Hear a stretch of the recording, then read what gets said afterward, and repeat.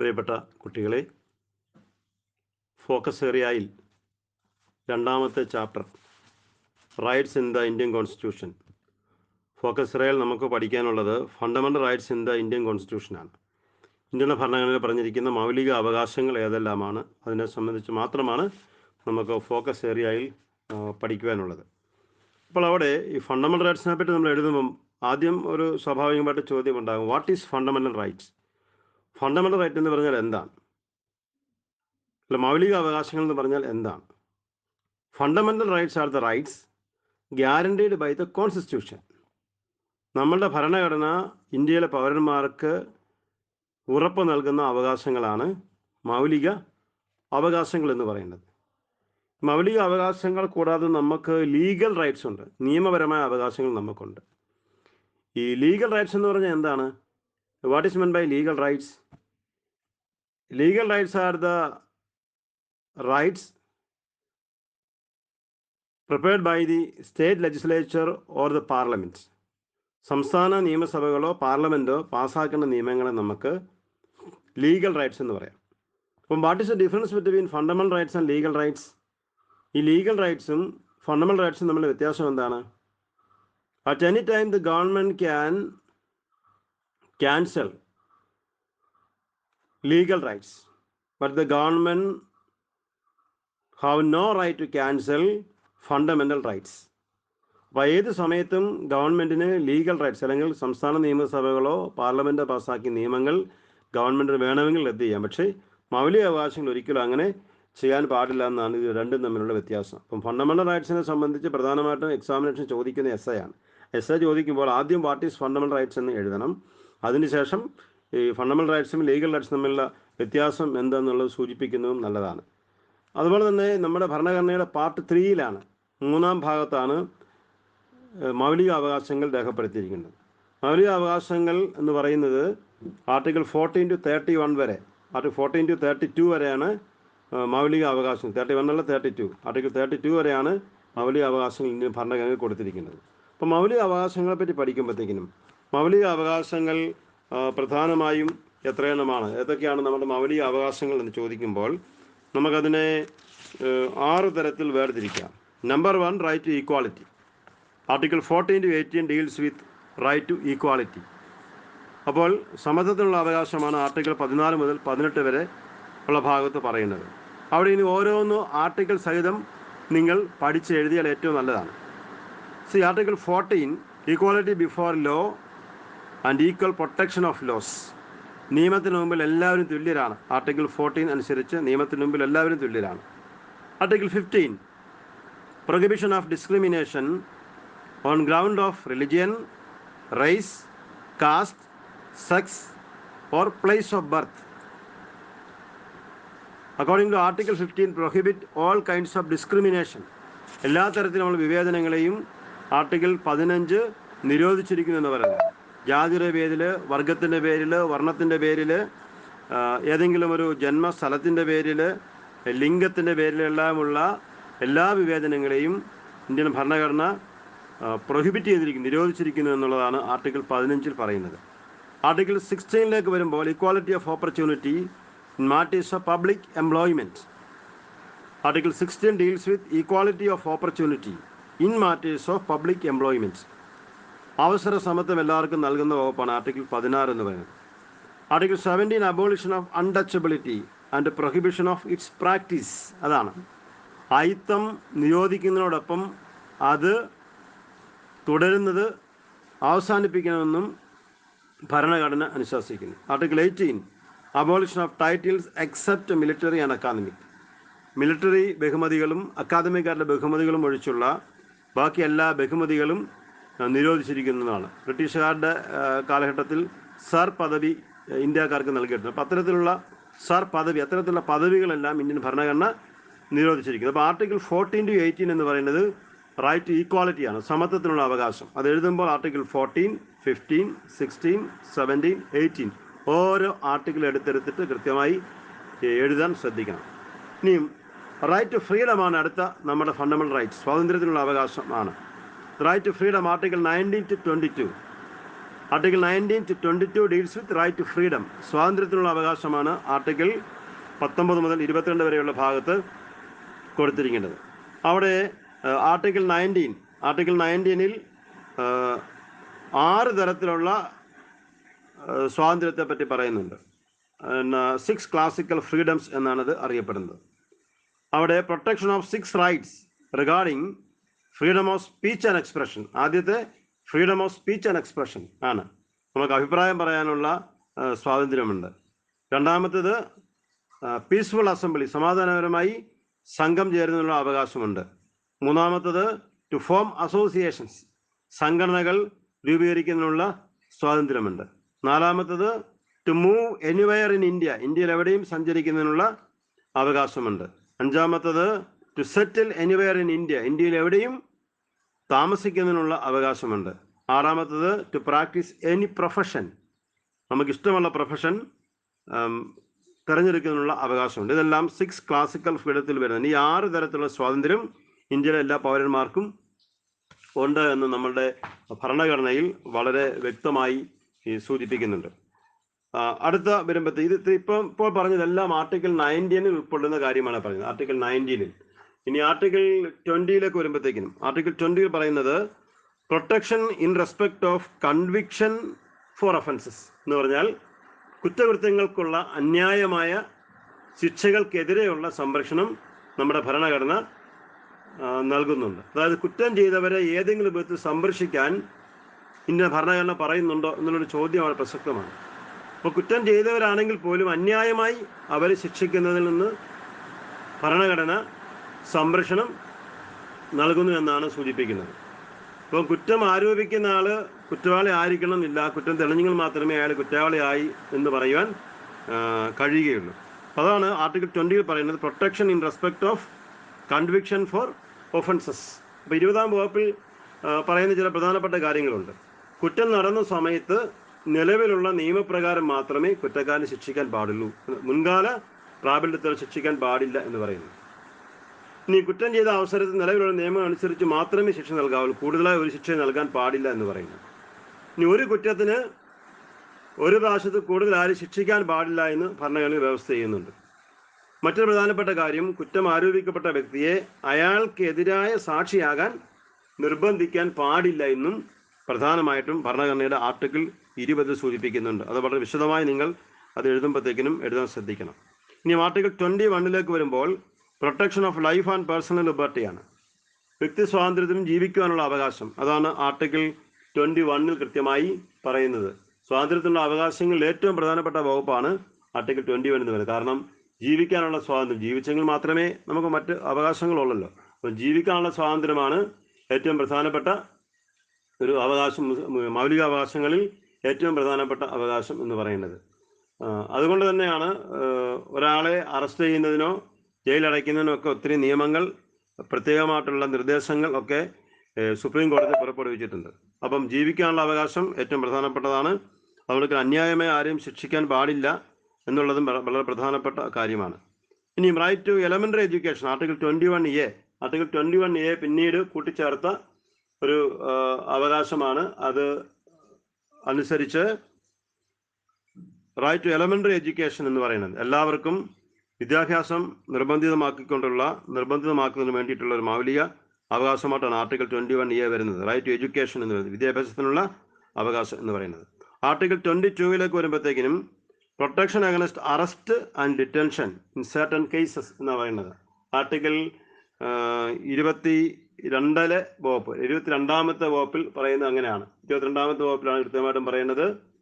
എന്താണ് പറയുന്നത്? 22ാമത്തെ വകുപ്പിൽ പറയുന്നത് protection against arrest and detention in certain cases, വ്യക്തിപരമായ അറസ്റ്റിൽ നിന്നും അതുപോലെ തന്നെ തടവിൽ നിന്നും പ്രത്യേകമായ സംരക്ഷണം ഇന്ത്യയിലെ പൗരന്മാർക്ക് നൽകുന്നു എന്നുള്ളതാണ് ഏറ്റവും പ്രധാനപ്പെട്ട ഒരു മൗലിക അവകാശമായി നമ്മൾ ഓർത്തിരിക്കേണ്ടത്. അപ്പോൾ 22ാമത്തെ വകുപ്പിൽ പ്രധാനമായിട്ടും അന്യായമായ അറസ്റ്റിനും തടങ്കലിനുമെതിരായ സംരക്ഷണമാണ് പറയുന്നത്. അപ്പോൾ അവിടെ പ്രധാനമായും 3 അവകാശങ്ങളാണ് അറസ്റ്റ് ചെയ്യപ്പെടുന്ന ഒരാളെ സംബന്ധിച്ച്. ഒന്ന്, അറസ്റ്റ് ചെയ്യപ്പെടുന്ന വ്യക്തിക്ക് അറസ്റ്റിൻ്റെ കാരണം അറിയാനുള്ള അവകാശമുണ്ടെന്ന്. റീസൺ ബിഹൈൻഡ് ദ അറസ്റ്റ്, അറസ്റ്റിൻ്റെ കാരണം അറിയാനുള്ള അവകാശം അയാൾക്കുണ്ട്. രണ്ടാമത്തേത്, അറസ്റ്റ് ചെയ്യപ്പെട്ട വ്യക്തിക്ക് അയാൾ ഇഷ്ടമുള്ള അഭിഭാഷകനുമായി ആലോചിച്ച് കേസ് വാദിക്കാനുള്ള അവകാശമുണ്ട്. നിയമപരമായി അദ്ദേഹത്തിന് അത്തരത്തിലുള്ള അവകാശം ഉണ്ടെന്ന് പറയുന്നത്.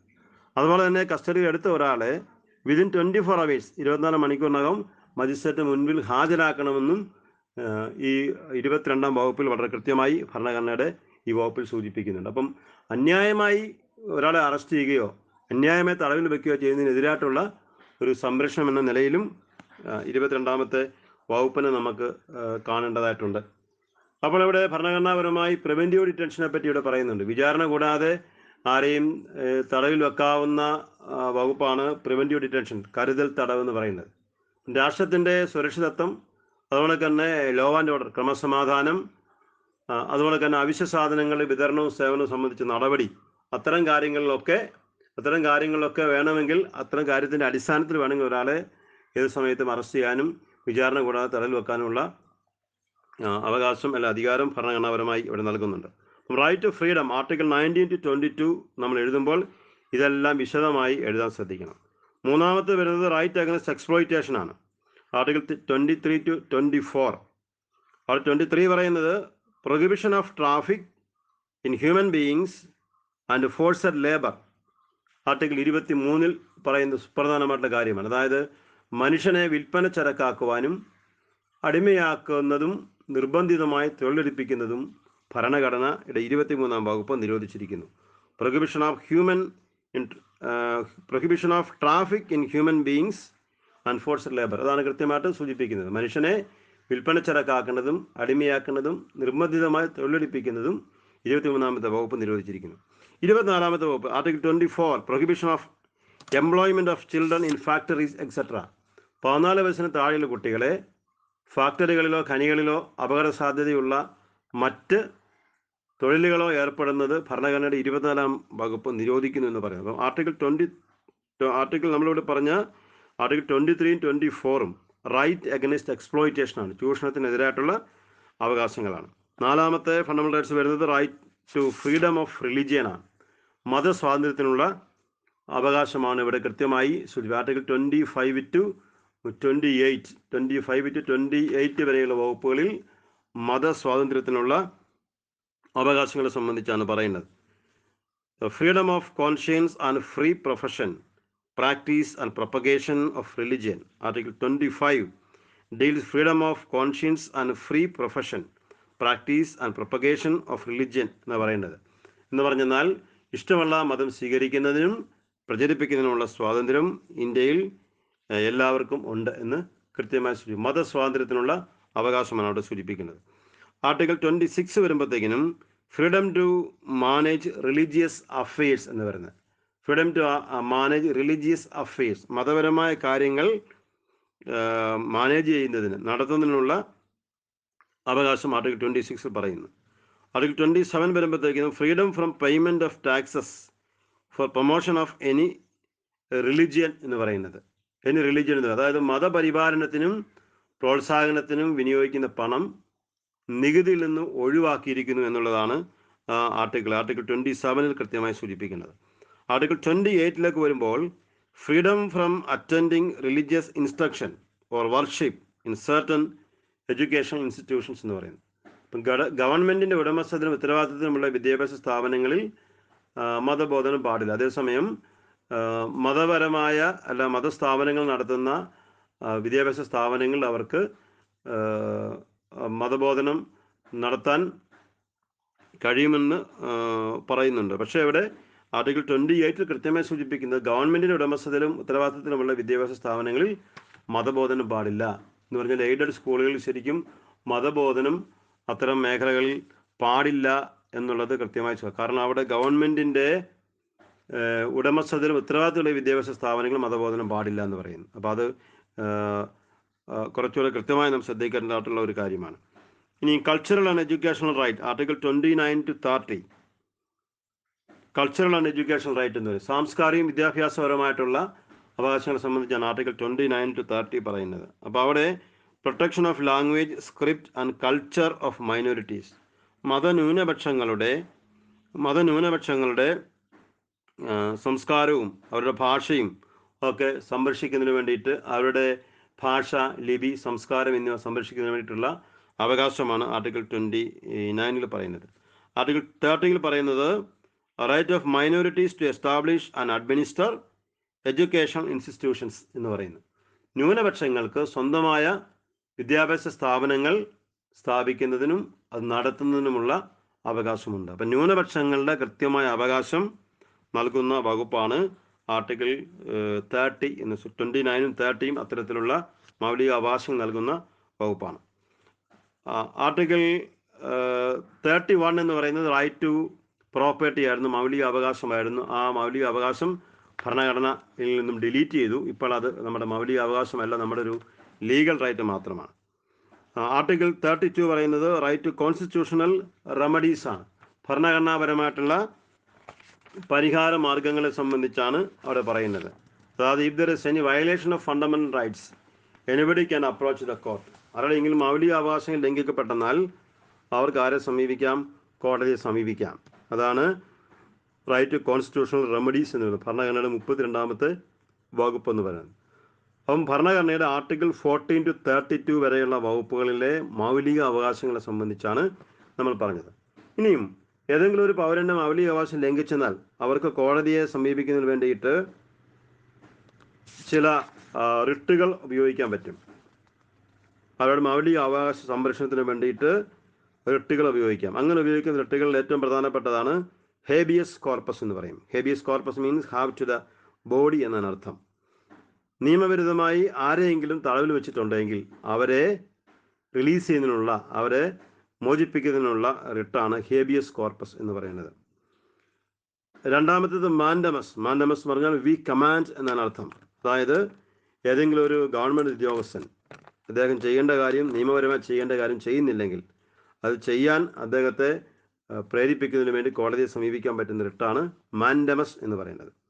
മൂന്നാമത്തേത് പ്രൊഹിബിഷനാണ്. പ്രൊഹിബിഷൻ മീൻസ് ഒരു സ്റ്റേ ഹർജിയാണ്. അതാണ് പ്രൊഹിബിഷൻ എന്നതുകൊണ്ട് ഉദ്ദേശിക്കുന്നത്. ഇനിയും നാലാമത്തേത് സെർഷ്യോററിയാണ്. സെർഷ്യോററി എന്ന് പറഞ്ഞാൽ ഒരു കീഴ്ക്കോടതിയിൽ നിൽക്കുന്ന ഒരു കേസ് അത് മേൽക്കോടതിയിലേക്ക് transfer a case from one court to another court, or transfer a case from lower court to higher court, or transfer a case from high court to supreme court.